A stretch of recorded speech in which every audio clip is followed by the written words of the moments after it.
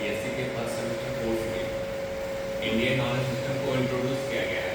इस Indian knowledge system में basically जो बॉटनी और औषधीय प्लांट्स और जो एग्रीकल्चर का पार्ट है उसमें हमारे भारतीय जो इतिहास है उसमें कैसे इसका डेवलपमेंट हुआ, इसका एक टॉपिक है इंट्रोडक्शन टू इंडियन एंशिएंट वैदिक एंड हेरिटेज बॉटनी।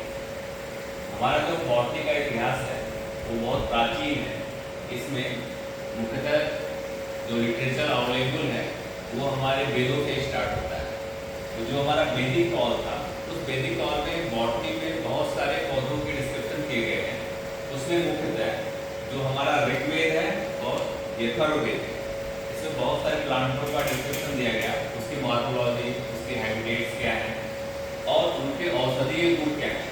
जो अथर्ववेद है, अथर्ववेद मुख्यतः पौधों के उसके मेडिसिनल प्लांट्स के गुणों को डिस्क्रिप्शन करते हुए कई सारे पौधों को उसमें वर्णित किया गया और इसके साथ साथ में इस वैदिक सिस्टम से ही हमारे पौधों की एक टैक्सोनॉमी दी गई कि कौन से वनस्पति हैं, कौन से फ्रूट देने वाले हैं, कौन से क्रीपर प्लांट्स हैं।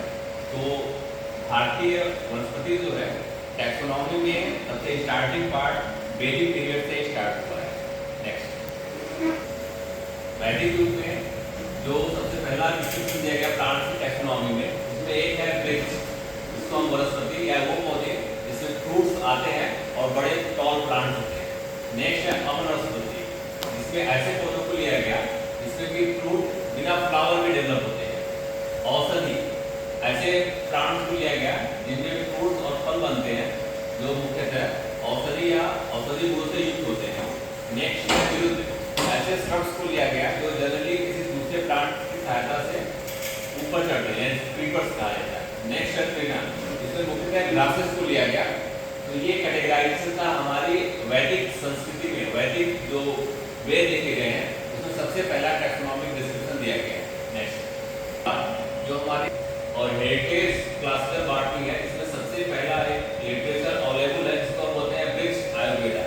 ये वृक्ष आयुर्वेदा जो है वो तुलसीपाल और एक पराशर जो कि ऋषि थे उनके द्वारा रचित है वृक्ष आयुर्वेदा। इसमें मोर देन 700 प्लांट्स का डिस्क्रिप्शन किया गया और इन्होंने प्लांट्स को बांटा है अलग अलग ग्रुप में उनके गुण के आधार पे। कौन से सीड प्रोसेसिंग यानी बीज से उत्पन्न होने वाले हैं, कौन से प्लांट है जो चिकित्सा में इस्तेमाल किए जाते हैं, कौन से ऐसे प्लांट्स हैं जो कि फर्टिलाइजेशन यानी जो कि इस्तेमाल किए जाते हैं बायो फर्टिलाइजेशन के रूप में उनको इस्तेमाल किया गया। नेक्स्ट, वृक्ष आयुर्वेदा के बाद जो दो संहिता भारत के इतिहास में लिखी गई है, एक है चरक संहिता और एक है सुश्रुत संहिता। चरक संहिता जो है चरक एक महान आयुर्वेदाचार्य थे उनके द्वारा रचित की गई है और सुश्रुत संहिता एक सुश्रुत आयुर्वेदाचार्य थे उनके द्वारा लिखी गई है। इन दोनों ने जो मेडिसिनल प्लांट्स होते हैं उनके औषधीय गुण और उनके औषधीय गुण से बीमारियों के इलाज के लिए ये संहिता लिखी गई है। जो सुश्रुत संहिता है इसमें 11,000 से ज़्यादा इंसान के जो रोग उत्पन्न होते थे उनके बारे में डिस्क्रिप्शन दिया गया और इसमें लगभग 500 से ऊपर प्लांट्स के मेडिसिनल गुणों का वर्णन किया गया। सुश्रुत जी शल्य चिकित्सा में बहुत ही माहिर व्यक्ति थे, उन्होंने बहुत सारे लोगों की शल्य चिकित्सा की थी। अब हम मॉडर्न इंडियन बॉटनी से शुरू करते हैं।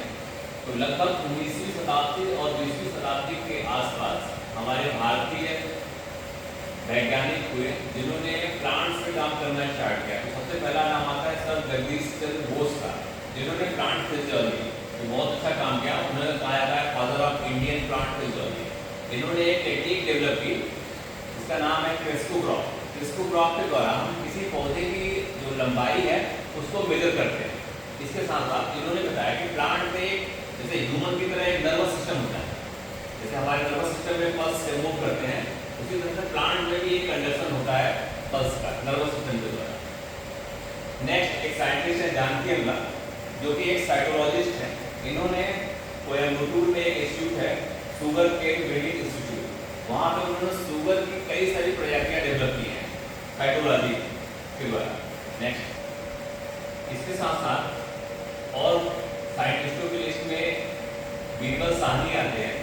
जिन्होंने कि भारत में पैलियो बॉटनी पे काम करना स्टार्ट किया। इन्होंने सर्वप्रथम जो फॉसिल जिम्नोस्पर्म होते हैं उस पे काम किया था और कई सारे फॉसिल जिम्नोस्पर्म की इन्होंने खोज भी की थी। इन्होंने लखनऊ में Birbal Sahni institute of palaeobotany की स्थापना की और भारत में पैलियो बॉटनी के जनक माने जाते हैं। अगले साइंटिस्ट हैं पंचानन माहेश्वरी। पंचानन माहेश्वरी एक एम्ब्रियोलॉजिस्ट थे। इन्होंने test tube fertilisation, test tube में कैसे प्लांट को फर्टिलाइज करते हैं एंजियोस्पर्म में, इसको सबसे पहले डेवलप किया था। साथ साथ उन्होंने टिश्यू कल्चर में बहुत सारा काम किया है। इनकी एक बहुत फेमस बुक है जो वर्ल्ड वाइड एक स्टैंडर्ड रेफरेंस के रूप में इस्तेमाल की जाती है।